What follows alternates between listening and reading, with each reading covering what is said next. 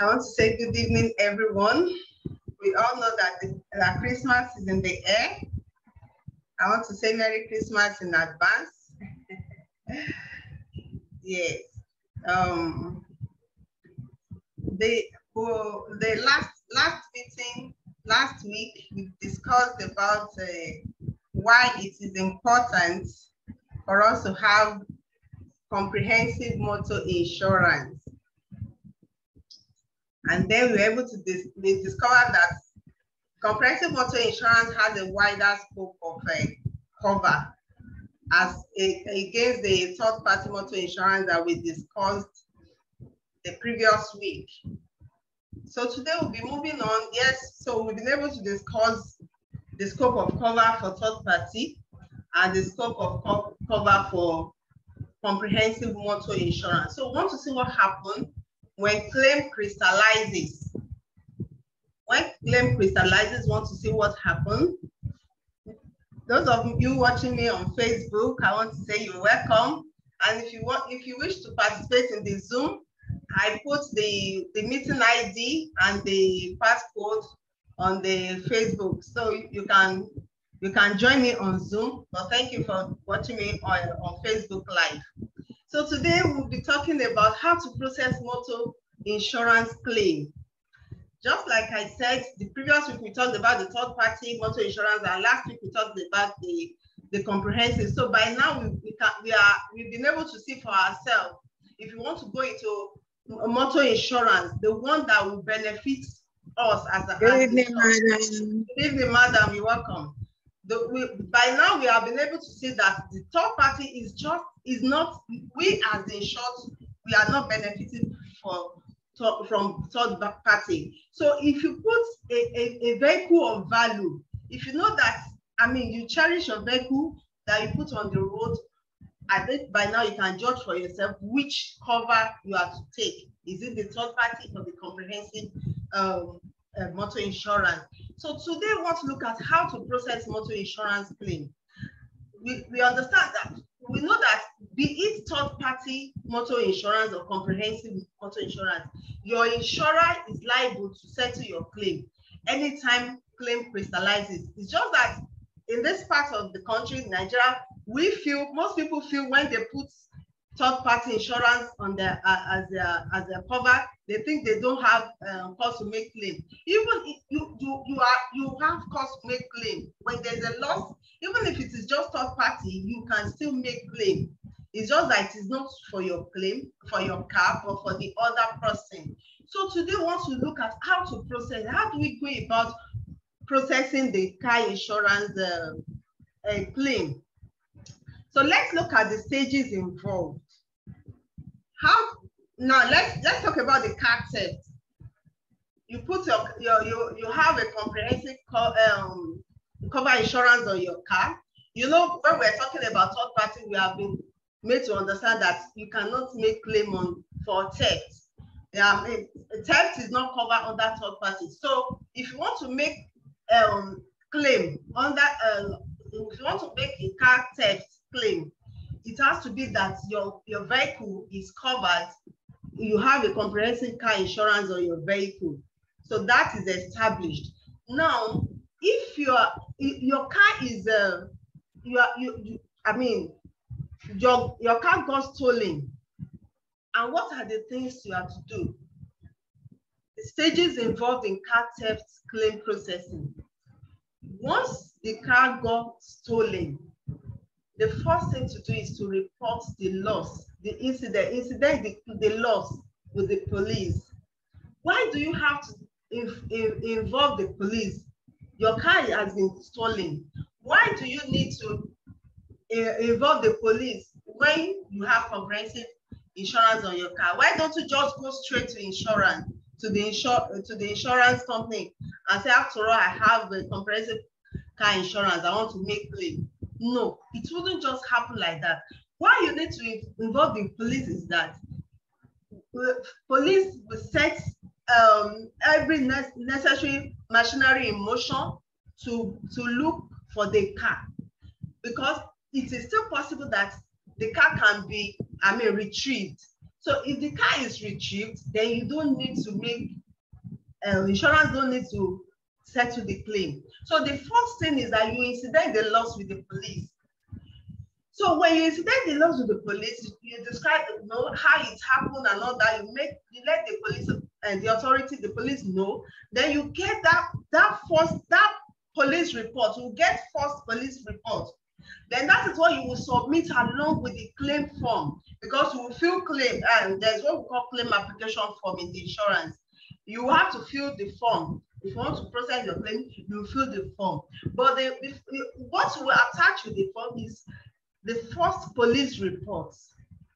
Then after that, you keep, you let your police, you keep your liaison with the police. The police will be, to keep getting reports from the police if the car has been found. Whether if the car has been found, fine, the police will be able to deliver the car to you. But after 90 days, that is 3 months. After 90 days, if the car is not found, the police have made the investigation, they are unable to retrieve the car. So you get the second and the final police report from the insurer and from the police, because that final police report is then you not submit it to the insurer. It is after police have given out their reports that, oh, all efforts to retrieve this car has proved abortive. That is when insurance will not settle.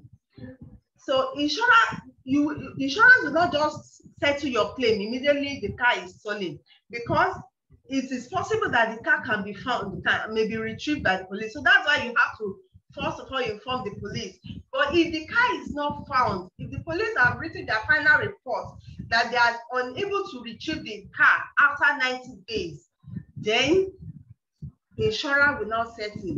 Then the insurer will not know, the insurance will perform their due diligence. What are the due diligence insurance will perform? Insurance will make sure that there's no form of hanky-panky, that it's true the car is stolen. No, the insurance has their own way of performing their own due diligence to be ensured that truly the car was stolen. So after the police report that this car, the police could not find the car, then insurance will now process the claim, they settle the claim. So these are the stages involved when you have a car theft loss. When your car is stolen, the police will be involved. After the police has issued their first and final report, to the insurer, then the insurer will process the claim. This is a simple process that happens, and this is what happens. Some people, because they don't know, they will think insurers don't want to pay claim. No, why insurance companies are in business is to settle claim. The two objectives of insurance company is underwriting and claim processing. But they need to be sure that they are giving out the right claim, that they are settling the right claim. That is why it is the insurer will now rely on the reports from the police that they have been able, that all effort to retrieve the car has proved abortive. So that is on that note, the insurer proceeds to settle the claim. So that is how car theft is being attended to in the insurance company. When we talk about making claim, car theft claim in insurance, those are the stages involved. Now let's look at the stages involved when it is car accident. When you have car accident and you want to make claim, this time around also talking about when you have comprehensive car insurance on your vehicle. The first thing, ensure that you are safe. You know, when we talk about risk management, we talk about it's a matter of safety of life and property, not property and life. You remember when we were talking about one of our lectures, when we're looking at how to look at, no, we said it must always be when you are trying to mitigate the loss, you mitigate the loss not at your own detriment. So it must always be safety first, safety of life first. So ensure that when accidents occur, ensure your safety first. It is when you are safe and you are sound that you can make claim with your car insurance. So you must always ensure your safety. Thank God if you are safe, then you record the incident. If you are in a right frame of mind to record the incident, maybe, and if you cannot record the incident, you take a snapshot of the accidental vehicle. If you are able to do that, or you can come back after, if the situation, if you will not be able to do it immediately, no, you can do it some other time, maybe after you are settled, but just ensure your safety first. Then you record the incident or you take the snapshot of the accidental vehicle. The next thing, then you report the loss to your insurer. When you report the loss to your insurer will acknowledge the claim. If you are with me when we talked about the stages involved in claim processing, this is still but this time around I'm just being specific on car now. So you report the loss to your insurer, then your insurer acknowledge the claim. The insurer will do their investigation and they will settle the claim. In the course of the insurer doing their investigation is when they call on the loss adjuster to go and look at the situation of the car, to go and get the estimate of the loss and all that. Insurer will do their due diligence, they will do the needful. Insurer will do the needful, then the claim will be settled. So just like I made you to understand that the purpose of this program is for us to understand the immense benefits we have in insurance industry. You know, it is the knowledge, it is the information that brings about transformation. When you are well informed, you'll be well transformed. I mean, you'll be transformed. When we have this full understanding, we know that yes, insurance is worth it. It's worth it doing insurance on my car. It's worth it doing insurance on my life. It's worth it doing insurance on my property. It's worth it when we have the good understanding, when we have full understanding. So when it is car accidents, this is the process, the stages involved. Now I have the other stage. The last stage here I want to share with us is when the stages involved in third-party motor claim processing. Now, you know, the previous week, we talked about the third-party motor insurance.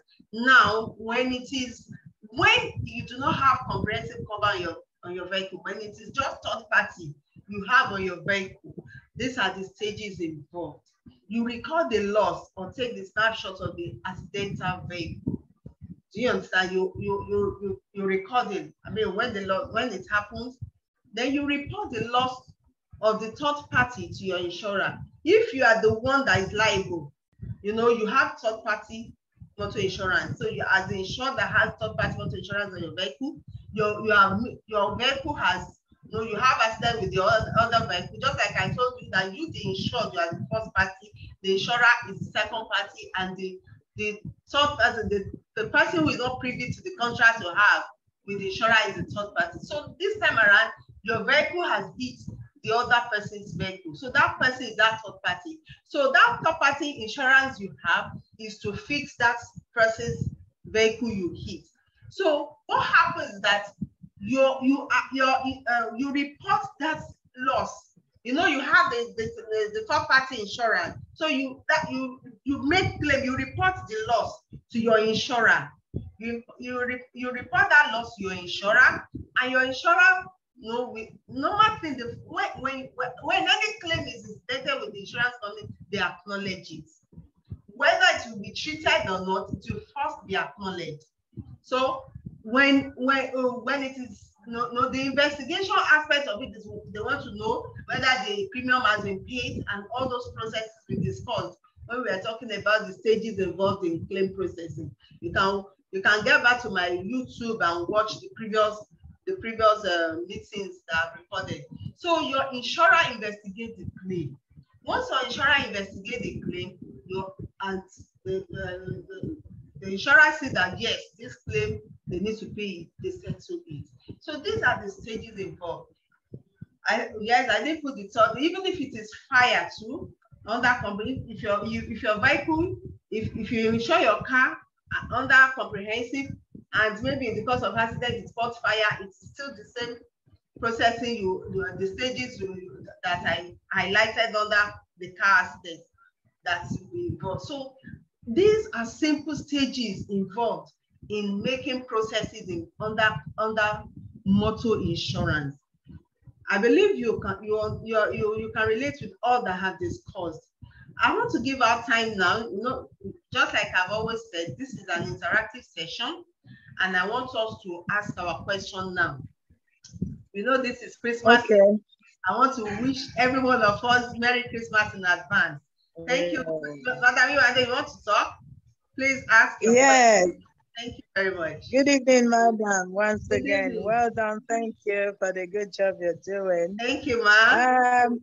Yes, I just I didn't get the last, your last issue, your last point on a car catching fire or something. I want to get a clarification if it's the same process that you go through as at when, as if it was stolen. If a car catches fire, is it meant to be reported first to the police station, and the police station before, and waiting for 90 days, like you said, before coming to the insurer? Okay, thank you, ma. Thank you very much, ma. That's why I just said that. I said I didn't put it on my slide. I just quickly said it's still the stages involved in car accident. You can see I'll put the slide up, the car accident processing. The stages involved in car accident. You don't need to involve the police. Your car has caught a fire. It's a fire accident. It is car accident it could be fire, it could be collision, it could be anything. So under fire accident, it's still the same thing as under car accident. So ensure your safety first. You record the incident, or you take the snapshot, then you report the loss to your insurer. So that is the stages I put under car accident. That's why I put the slide up again. The stages involved under car accident is applicable when it is fire accident. I hope I've been able to answer your question. Yes, thank you. Thank you very much. Do I have another person raising up hand? Please, let's ask our question. Do I have someone raising hands? If you are watching me on Facebook and you wish to ask questions, you can look at I put the meeting ID. You can join me on Zoom so that I will be able to ask your question. Do we have anyone asking question? Okay, 2 participants raising hands. Please unmute and ask your question. Hello, good evening. Good evening, Mr. Martins. I want to ask a question based on, for example, your car had an accident with a third party. Maybe you have a comprehensive car insurer on your car, and it's a multiple car accident. And do I actually have a limit on it that will cover all the cars? Let's say multiple car accident now. Okay, thank you, Mr. Martins. Thank you for joining me. I'm having you on my meeting for the first time. I really appreciate this. I really appreciate you joining me. Yes, to your question, when it is established that it is your car that is liable for those because your comprehensive car covers both your car and the third party's car. So your own comprehensive car will sort your car out and the other ones. But the thing is that if it's like, let's look at a kind of a scenario. Maybe your car hits the car in your front, the car in your front hits the one in its front. So maybe if it has formed that chain of reaction. So your car will fix your car that has comprehensive will fix your car, and the one that it hits directly. You know, it is expected that every car has third-party car insurance. I hope you understand what I'm saying. So at least the third party of each of those cars that's in the multiple of those, it should fit for the other ones. That's how it is done. I don't know if I've been able to answer your question. Have I been able to answer your question, sir? Mr. Martins. Mr. Martins. Mr. Pero. Mr. Fatai. Mr. Fatai. Please, do you have anything to add to that? There are a lot of things that I have to add. Okay, sir. Please go ahead, sir. Maybe on that one, whether the Mr. Martin's car has a third party or comprehensive. Okay. If he's responsible for the accident, it means he has to take care of all the cars, but subject to the policy limit. It will now be at the discretion of the underwriter whether to apply to take it as one incident or accident. I don't know that only 1 million, which is the policy limit for third party, applies, right? Or treat it individually. That will be at the discretion of the underwriter. That is one. Two, during your preamble, you mentioned some things. I just want to make it clearer to the participants that you are the one on your third party policy. You are the one being covered. You are the one benefiting from the compensation being given to the third party. You incur the liability by damaging somebody else's car. You're supposed to pay for it, but your underwriter has taken up your responsibility or your liability to pay on your behalf. So you are the one benefiting, not the third party, right? So that I want to shed light on that. And on the theft case, the primary purpose of involving the police is that a crime has been committed. When a theft happens, it's a crime against the state, and the only body charged with the responsibility of investigating or taking care of crime is the police. That's why you need to report every theft case or anything that could lead to crime to the police. And another thing I want us to know is that in your policy, there is a time limit within which you have to report your claim. It is stated there, maybe 1 week, 2 weeks, you have to report your loss or damage to the underwriter within this time stipulated in the policy, because the policy contains all the terms and conditions that guide the contract. And on accident claim, it applies to both third party, just as we explained with in respect of Mr. Martin's question. If it is accident, whether you have third party or comprehensive, if you are responsible for the loss or damage, you have to notify your underwriter. If you have third party and somebody else is responsible for the loss, you claim from that that person's third party's policy. But if you have comprehensive, you have the choice to either claim from the negligent third party or lodge a claim with your underwriter under your comprehensive, even if the third party is responsible. So if your underwriter pays you for loss caused by a third party motorist, they will now use their disobligation right to recover the amount they've paid in settling you, to recover from the underwriters of that negligent third party. These are the few comments I have for now. Thank you very much, Mr. Fatai Adegbenro. Mr. Martins, I believe you have been well, your question has been well handled, and I believe you understand the question. Please, I need your response, Mr. Martins. Are you satisfied with the question, with the answers we have given you, Mr. Martins? Hello? Okay, Mr. Martins. Do I have another person raising up hand? Please, there's a question in the comment box. There's a question in the Yes, yes. Okay, let me check the question. I raised my hand, but... oh, I'm sorry, Mr. Peter, please. You have the floor, Mr. Peter. Okay. Thank you very much. I have two questions, but one has been answered by Mr. Adegbenro. Now, the second question is this, that assuming a car was stolen and within the 90 days window, the car was found again, and it was discovered that the car has been vandalized by the armed robbers that stole the car. The report has been made to the police that the car was stolen and is now found.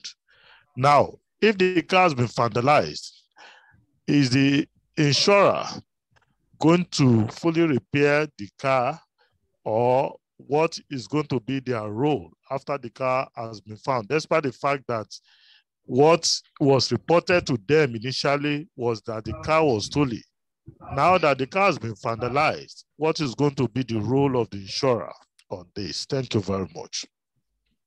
Thank you very much, sir. Mr. Fatai, please, I want you to respond to that, please. Yeah, thank you. It's a theft claim. The underwriter will definitely meet the cost of repairs. So all the things that have been stolen will have to be replaced, and all the damage inflicted on the car will have to be corrected. It's covered under the theft cover. So because the car has been stolen and it was eventually recovered, it has only reduced the liability of the underwriter. Instead of paying for the whole loss of the vehicle now, they are not paying for partial damage. Thank you, sir. Is it okay? Mr. Peter, are you satisfied? Okay, the question is this. Another question on that, which I would like you to mention, is that the cost of looking for the car, who is going to bear that cost? Let me give you a practical example of that. Maybe somebody's car is stolen and the owner has to be, get people that are, we all know what is happening in our country now. So, but you have to get people involved, pay them and say, please look for this car for me. You are in Lagos and now go and find the car in Ilorin, and then you bring the car back to Lagos. So all the costs involved, the cost of you paying people to look for the car, getting the car, and bringing it to Lagos. Who is going to bear that cost if the car is comprehensively insured? Thank you. Definitely, one thing, there are two approaches to it. One is that despite your insurance, you have to behave as if you are not insured, as if you don't have insurance cover. And all the expenses incurred, if the car was taken or recovered from outside Lagos or Ibadan or Kano, I don't know, for bringing it back, the underwriter will consider it as part of the cost of repairs, or because you reduce their liability by so doing, provided that all the cost of repairs and recovery is not more than the sum insured. It's possible at times somebody who bought cars for 25,000, or let me use today's Palace, 500,000, and the car, to get that car now, is around 2.5 million, and the cost incurred has now gotten to about 450 or 500,000. What the underwriters will do is just to pay you the sum insured. So that's why you have been advised that every renewal, you have to review the value of your vehicle in tune with market price. Some of us, because you don't want to pay the commensurate premium, say nothing will happen to my car in Jesus' name, I reject it. So let me just do 500 or 1 million there. But the market value is 1.5 or 2 million. To replace that car might be 2 million.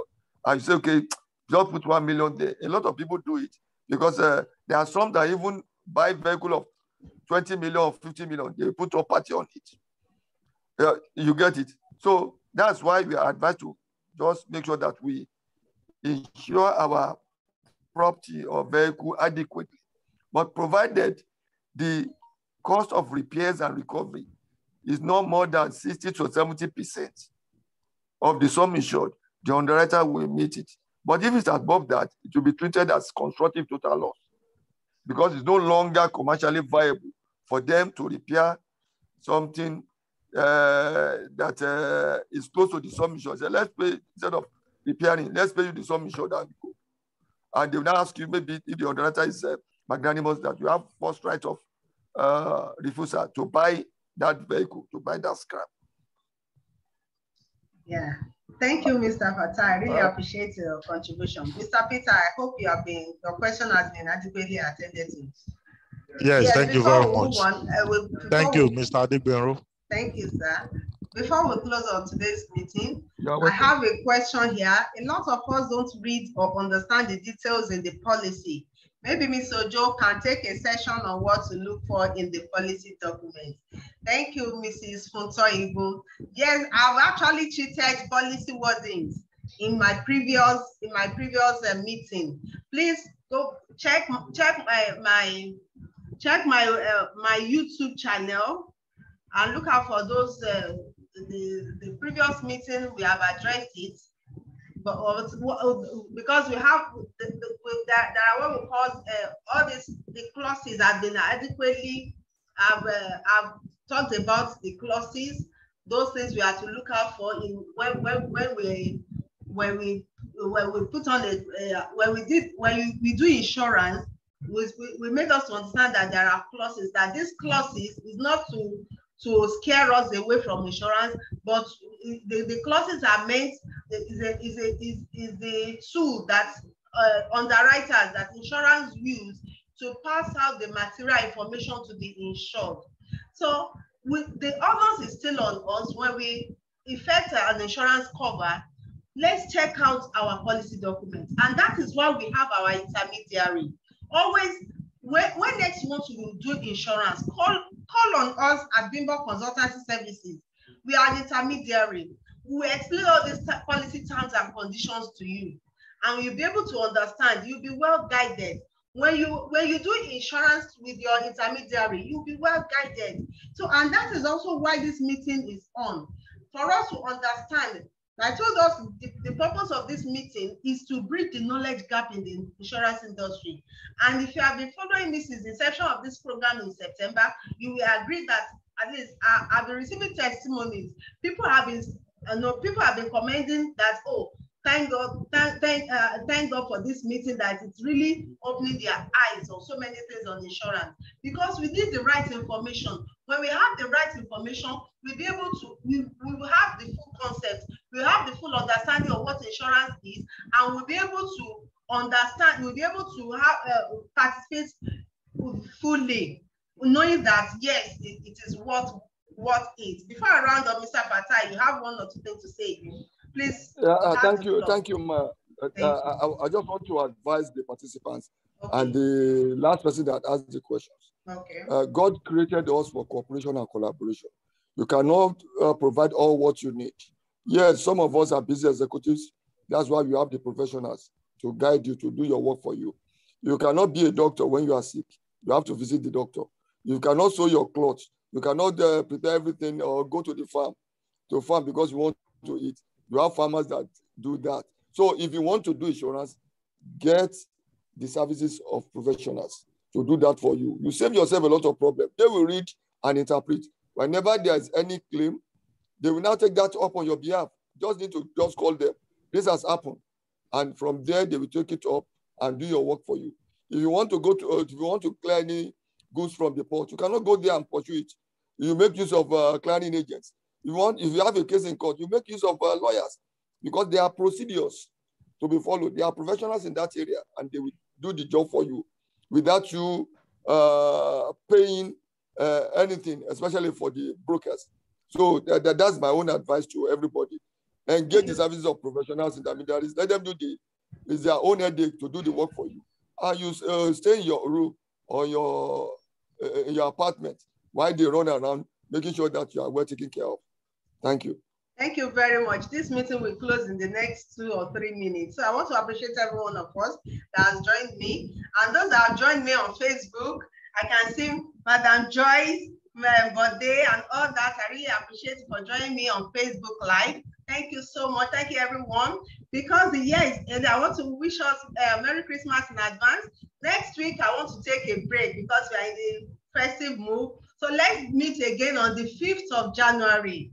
Wednesday, 5th of January, we'll be meeting again for this program. I really appreciate those of you that started with me since I started on September, 1st of September, and you'll be following. And those that have been joining, I really appreciate everyone.